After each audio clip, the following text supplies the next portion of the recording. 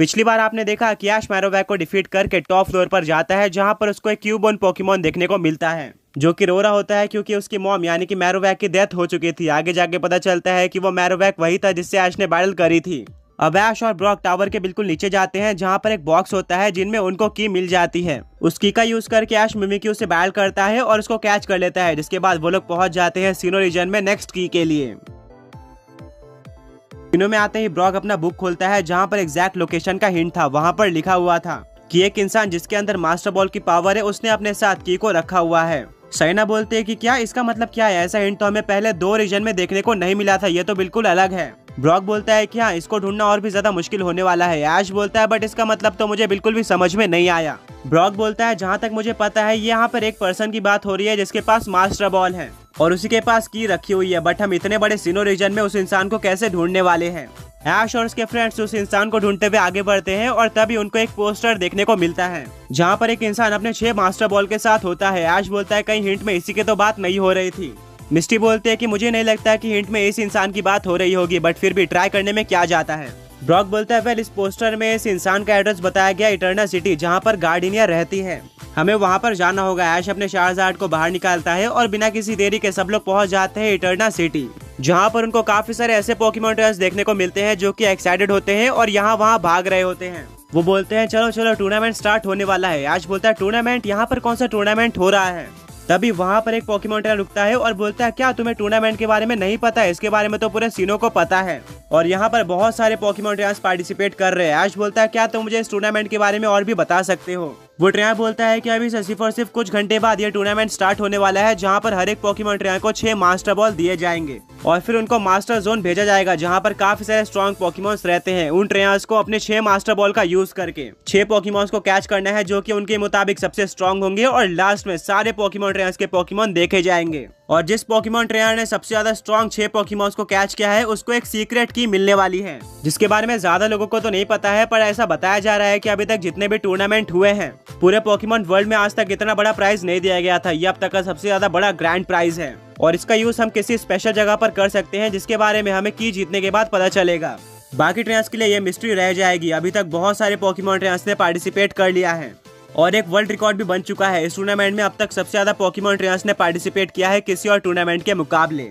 ऐश बोलता है क्या ये तो बहुत ज्यादा इंटरेस्टिंग लग रहा है और मैंने इस टूर्नामेंट में अभी तक पार्टिसिपेट नहीं किया है। वो ट्रेनर बोलता है कि अभी भी रजिस्ट्रेशन के लिए आधा घंटा बाकी है, तुम्हें जल्दी से रजिस्टर करना होगा वरना तुम इतने बड़े टूर्नामेंट को मिस कर दोगे।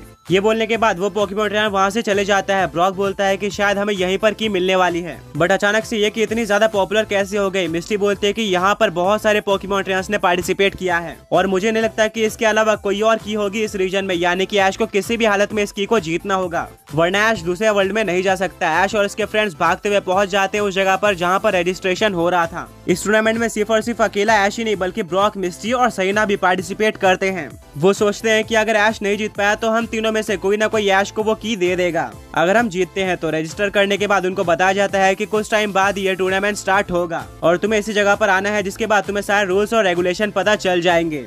ऐश पूरी तरह से प्रिपेयर्ड रहता है। वो अपने फ्रेंड्स के साथ प्लानिंग करता है कि उनको अंदर जाकर क्या क्या करना है और कौन कौन से पोकेमॉन्स को टारगेट करना है, बट एक प्रॉब्लम ये थी कि उनको नहीं पता था कि मास्टर जोन में कौन से पोकेमॉन्स आने वाले हैं। क्या वहाँ पर लेजेंडरी, मिथिकल, सूडो लेजेंडरी या फिर नॉर्मल पोकेमॉन्स आने वाले हैं, किसी को कोई भी आइडिया नहीं था। ये उनको अंदर जाकर ही पता चलने वाला था। कुछ टाइम बाद वो टाइम आ जाता है जब ये टूर्नामेंट स्टार्ट होने वाला था। ऐश, ब्रॉक, मिस्टी और सैना सभी लोग एंट्रेंस पर पहुंच जाते हैं और फिर उन सबको अंदर लिया जाता है जहां पर काफी सारे पोकेमॉन ट्रेनर्स होते हैं। ऐश बोलता है कि मैंने आज तक इतने सारे पोकेमॉन ट्रेनर्स को एक साथ नहीं देखा है, ये तो सच में ग्रैंड टूर्नामेंट है। ब्रॉक बोलता है कि ऐसा तो होना ही था क्योंकि इसका प्राइस भी ग्रैंड है। वहाँ पर ट्रेनर्स का काउंट दिखाया जाता है जिन्होंने इस टूर्नामेंट में पार्टिसिपेट किया है और वो 10,000 होता है, यानी कि 10,000 पोकेमॉन ट्रेनर्स आपस में कम्पीट कर रहे थे एक ग्रैंड प्राइज यानी कि सीक्रेट की के लिए। सभी लोग बहुत ज्यादा एक्साइटेड होते हैं। ब्रॉक बोलता है कि ये बिल्कुल भी इजी नहीं होने वाला है, यहाँ पर बहुत ज्यादा कंपटीशन है और इस की को ऑब्टेन करना बाकी किस के मुकाबले बहुत ही ज्यादा मुश्किल होने वाला है। तभी वहाँ पर एक कैरेक्टर आता है जो कि रूल्स बताता है। यहाँ पर सारे पोकेमॉन ट्रेनर्स को 6 मास्टर बॉल दिए जाएंगे। इन मास्टर बॉल का यूज करके सारे पोकेमॉन ट्रेनर्स को मास्टर जोन के अंदर 6 स्ट्रॉन्ग पोकेमॉन्स को कैच करना है।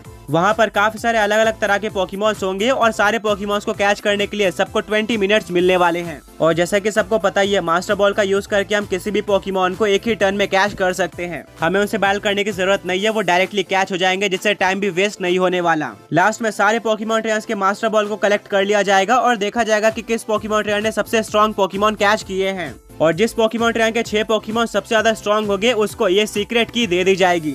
और इस की का क्या करना है वो विनर को ही बताया जाएगा। सारे पोकेमॉन ट्रेनर्स के लिए ये मिस्ट्री रहने वाली है। और हाँ, इस टूर्नामेंट के बाद सारे पोकेमॉन जो कि पोकेमॉन ट्रेनर्स ने कैच किए हैं वो वापस ले लिए जाएंगे। तो क्या आप सब रेडी हो? सारे पोकेमॉन ट्रेनर्स जोश में आकर बोलते हैं कि हाँ, हम रेडी हैं। और फिर सारे पोकेमॉन ट्रेनर्स को मास्टर जोन की तरफ लेके जाया जाता है। सभी लोग मास्टर जोन में एंटर करते हैं, जहां पर उनको 6 मास्टर बॉल दिए जाते हैं। और फाइनली ये टूर्नामेंट स्टार्ट हो जाता है। ब्रॉक, मिस्टी, सैना और ऐश अलग अलग हो जाते हैं और सभी लोगों का एक ही गोल था कि उनको सबसे ज्यादा स्ट्रॉन्ग पोकेमॉन्स को कैच करना है सीक्रेट की को ऑब्टेन करने के लिए। 10,000 पोकेमॉन ट्रेनर्स होने के बाद भी ये मास्टर जोन इतना ज्यादा बड़ा था कि सभी के लिए अच्छी खासी स्पेस थी। इसका मतलब ये भी था कि यहाँ पर काफी सारे अलग अलग वैरायटी की पोकेमॉन्स देखने को मिलने वाले हैं।